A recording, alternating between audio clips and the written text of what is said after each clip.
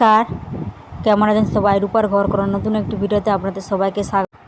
আজ মঙ্গলবার, বাজে এখন সকাল 5টা। তো সকাল 5টার সময় ঘুম থেকে উঠে আমি ছাদে এসেছি। এসে দেখি বেদনা গাছে বেদনা হয়েছে, 3-4টে বেদনা হয়েছে, কিন্তু প্রতি বছরই হয়, কিন্তু সববারেই ঝরে পড়ে যায়। এই গাছটি আবার 5-6 বছরের হয়ে গেল, কিন্তু বেদনা হচ্ছে মানে ঝরে পড়ে যাচ্ছে। এই যে ফুচকা খাওয়ার কম্পিটিশান লেগেছে। ভাই কটা খেতে পারে আর দাদা কটা খেতে পারে। শুভ, পয়সা কোথায় পেলি? ফুচকা নিয়ে এসছো আজকে? কোথায় ছিল পয়সা? ব্যাগে। কবে নিয়ে গেলি? পয়সা ছিল ব্যাগে? অনেক দিনে পয়সাটা ছিল ব্যাগে, সেই ব্যাগটা আজকে খুলে দেখলি যে ব্যাগে 30 টাকা আছে, সেই 30 টাকা নিয়ে ফুচকা কিনে নিয়ে চলে এসছো। ফুচকাগুলো সব খেয়ে নিবি তো? কোচে কটা খাবি? কোচে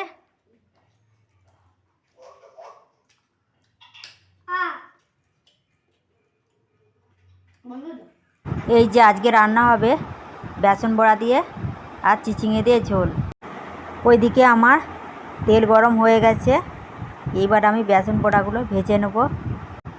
তো এই রান্নাটা আবার আমার মা তখন সেই ছোটোবেলায় বেশিরভাগ রান্না করতো, চিচিঙে দিয়ে, বেগুন দিয়ে আর বেসন বড়া দিয়ে ঝোল। বেশ ভালোও লাগতো খেতে, মানে একটু আদা বাটা আর আর টমেটো আর সর্ষে বাটা দিয়ে রান্না করলে এই সবজিটা ভালোই লাগে খেতে। তখন তো আর লোকের পয়সা ছিল নি বেশি, মানে যে রোজ মাছ মাংস খাবে সেরকম তো ছিল নি। সেই জন্য এই এক তরকারি ভাত কিংবা সবজি ভাত, কোনো দিন হয়তো মাছ ভাত, হয়তো 3-4 দিন ছাড়া একদিন মাছ, এরকমভাবেই তখন ছোটোবেলায় মা সংসার চালাতো। তো মায়ের দেখেই এই রান্নাটা আমি শিখেছি। তো শিখে আমি এই রান্নাটাই মানে 3-4 বার রান্নাটা বানিয়েছি। তো ভালোই লেগেছে খেতে। দিয়ে দিচ্ছি গোটা জিরে আর একটা টমেটো কুচি। তো তখন তো লোকের পয়সা ছিল নি, কিন্তু অভাব ছিল, তবু মানুষের হিংসা ছিল না। এখন কিন্তু মানুষের পয়সা হয়েছে, কিন্তু হিংসাও হয়েছে প্রচুর। তারপর যদি কেউ আবার নিজের পায়ে দাঁড়াতে চায়, তার পেছনে তো পড়ে থাকবে, সবসময় নিন্দা করবে, এটা চলে যাচ্ছে সেটা চলে যাচ্ছে, এই ভিডিও বানাচ্ছে, এই রান্না করছে, এই সব নিয়ে পড়ে থাকবে। এই চিচিঙের তরকারিটা যে আমি বানাবো, বেশি ঝাল দেবো না, কম ঝাল দিয়েই রান্না করব, কারণ আমার ছোটো ছেলেটা তো খায়, মানে বেসন বড়ার তরকারি হলে আমার ছোটো ছেলেটা খায়।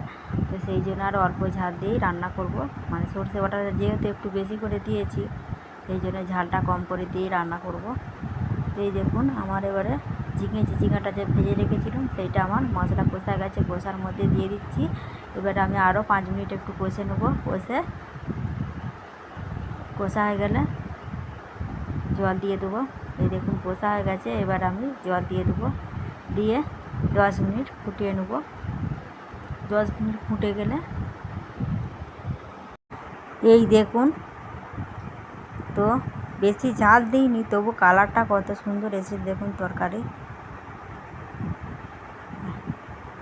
লাল হয়েছে, মানে টমেটোটা দিয়েছি, তো টমেটোটা দেওয়ার কারণে তরকারিটা লাল হয়েছে। বেসন বাটা ভাজা ছিল, ওইদিকে আমি গোটার মধ্যে দিয়ে দিচ্ছি।